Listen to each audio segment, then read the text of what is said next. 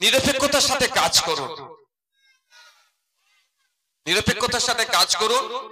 আমাদের উপরে এত অন্যায় অত্যাচারের পরেও আমরা কি বলি, বলি তো নাকি আমাদের পুলিশ জিন্দাবাদ। আমরা সমগ্র পুলিশকে কোনোদিন মুর্দাবাদ বলিনি, বরঞ্চ যারা পুলিশের সেজে অন্যায় করছে তাদেরকে আমরা ঘৃণা করি, তাদের বিরুদ্ধে আইনত ব্যবস্থা নিই। কিন্তু পুলিশকে আমরা জিন্দাবাদ বললি, আগামী দিনই বলবো, কারণ ওরা আমাদের বাইরে নয়, আমাদের পরিবারের তারা একজন গুরুত্বপূর্ণ সদস্য। বন্ধুগণ, আজকের এই মহান দিনে আর এক মহান ব্যক্তির জন্ম হয়েছিল। আমরা জয় জওয়ান জয় কিষানের স্লোগান শুনেছিলাম না?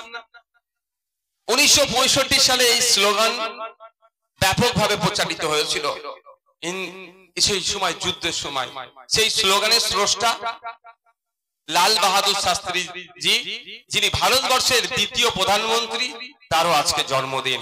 আমরা এই মঞ্চ থেকে তাকে স্মরণ করি। আর আপনার অহিংসার প্রতীক স্বাধীনতা সংগ্রামী গান্ধীজিকেও আমরা এখান থেকে স্মরণ করছি। মহাত্মা গান্ধী নামে আমরা জানি, এই মহাত্মা শব্দটি সংস্কৃত শব্দ, এর যে বিশ্লেষণ করলে অনেকটা যাবে। 1914 সালে দক্ষিণ আফ্রিকাতে এই মহাত্মার বেশি গুণগান হয়েছিল, পরবর্তীতে সারা পৃথিবীতে ছড়িয়ে পড়েছিল। তাই আমি আপনাদের বলবো, মহাত্মা গান্ধীর একটা বাণী আপনাদেরকে শোনাতে চাই। এই বাণীটা শুনলে অনেক তোলাবাজি নেতার কিন্তু গায়ে লাগতে পারে। একটু বলবো, কারা শুনতে চান হাত তুলুন তো। আপনারা শুনতে চান? মহাত্মা গান্ধীর একটা বাণী আছে। মহাত্মা গান্ধী বলছেন, বল প্রয়োগ করে বা ভয় দেখিয়ে নেতা হওয়া যায় না। বুঝতে পারছেন? বল প্রয়োগ বা ভয় দেখিয়ে নেতা হওয়া যায় না। জননেতা হতে গেলে মানুষের সাথে মিশতে হয়, তাদের একজন হয়ে উঠতে হয়। অনেকে ভাবতে পারে তো বাণীটা শুনে, তো ভয় দেখাচ্ছিল তো কি করছে, ডেকে ডেকে বলছে আইএসএফ থেকে ছেড়ে দে, তৃণমূলে চলে আয়, নালে মিথ্যা মামলা দেব। তাহলে নেতা হতে গেলে কি করতে হবে? আসতে হবে, বসতে হবে, উঠতে হবে, আইএসএফ এর পার্টি অফিসে আসতে হবে, কথা বলতে হবে। ভোটের সময় আমি চলে গিয়েছিলাম তৃণমূল পার্টি অফিসে। আমি পার্টি অফিসের ভেদাভেদ মানি না, কারণ ওরাও যারা পার্টি অফিস করেছে আমি ভাবি জনসাধারণের উপকারের জন্য, আইএসএফ এর পার্টি অফিসটাও জনসাধারণের উপকারের জন্য, তাদের কাছে চলে গিয়েছিলাম। সৎ সাহস আছে আসতে গেলে, শুধু মানে সাহসে, ওই সাহসের কথা বলছি না, মুখটাও তো পরিষ্কার রাখতে হবে। মুখে দুর্গন্ধ নিয়ে আসলে তো এই পার্টি অফিসে অ্যাক্সেস হবে না। ব্যাপারটা হচ্ছে এটাই। গতকালকে তিলোত্তমাকে নিয়ে একটা নাগরিক মিছিল হয়েছে কলকাতায়, ওখানে আমার উপস্থিতি দেখেছিলেন তো? কেন এরাও তো বলছিল, এরাও বলছে তিলোত্তমার বিচার চাই।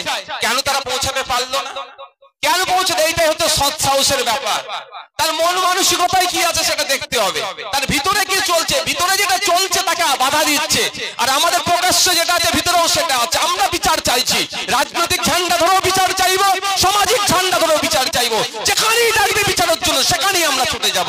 আর ওরা রাজনৈতিক ঝান্ডা ধরে বিচার চাইলো, ভিতরে ওরা কি চাইছে যে না, বিচার যদি হয়ে যায় ওদের দলের অনেক দামাল ছেলেগুলো কি হবে, অ্যারেস্ট হয়ে যেতে পারে। দেখাবি, আর এই বক্তব্য দীর্ঘায়িত করব না। আমি আচ্ছা এটা করে আমি বক্তব্য দীর্ঘায়িত করব না, শুধু আমি এতটুকু আপনাদের বলতে চাই। এই আসতে বাবু একটু আসতে, আমি এতটুকু বলতে চাই, সেই সাপ হয়ে কামড়ানো, ওজা হয়ে ঝাড়া, এই গল্পটা আপনারা শুনেছেন তো? আমি বিধায়ক, বিরোধী দলের, আমার কাজটা কি আগে আপনাদের জানতে হবে। আমার কাজটা হচ্ছে আমার এই নির্বাচনী ক্ষেত্রের যে সমস্যাগুলো আছে সেইগুলো তুলে ধরবো, যেখানে সমস্যা সমাধানের জায়গায় সেখানে পৌঁছানো। এবার আপনারা বলেন ভাইজান, আমাদের এখানে ছোট গোয়ালিয়ার ব্রিজ, কাঠের ব্রিজ, তোমাদের কি বড়ালির কাঠের ব্রিজ, আরো যে সমস্ত কাঠের ব্রিজ গুলো আছে সেইগুলোর অবস্থা খারাপ, এগুলো কি আপনি জানিয়েছেন যেখানে আইন তৈরি হয়? সেই তথ্য আমার কাছে সব আছে, আপনারা জেনে নেবেন। বলে রাখছি আপনাদের, ছোট গোয়ালিয়ার যে ব্রিজ, ছেলে গোয়ালিয়ার যে ব্রিজটা আছে, 80 লক্ষ টাকা অ্যালটমেন্ট করাতে নওশাদ সিদ্দিকী বাধ্য করেছে বিধানসভাতে। এটা আছে না?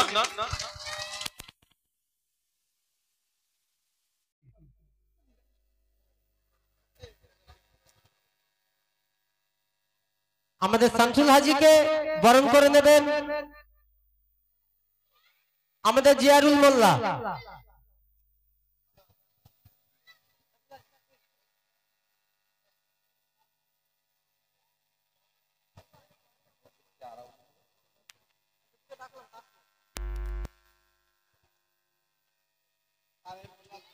মান্নান গাজী রুল আমিন গাজীকে ডায়াসে আসার জন্য অনুরোধ করছি। আমাদের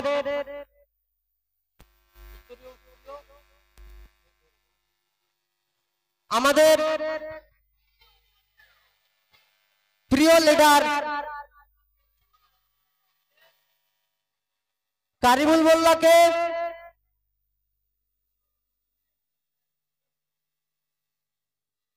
আমাদের প্রাণপ্রিয় লিডার কারিমুল মোল্লাকে বরণ করে দেবেন আমাদেরই ফুলবাড়ির ইয়ং লিডার আরেক কারিমুল মোল্লা। কারিমুলকে ডায়াসে আসার জন্য অনুরোধ করছি।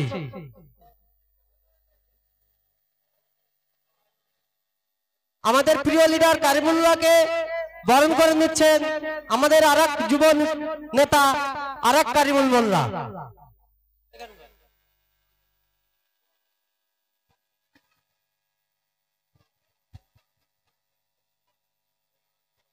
উত্তর দিয়ে বরণ করে নিচ্ছেন কারিমুল।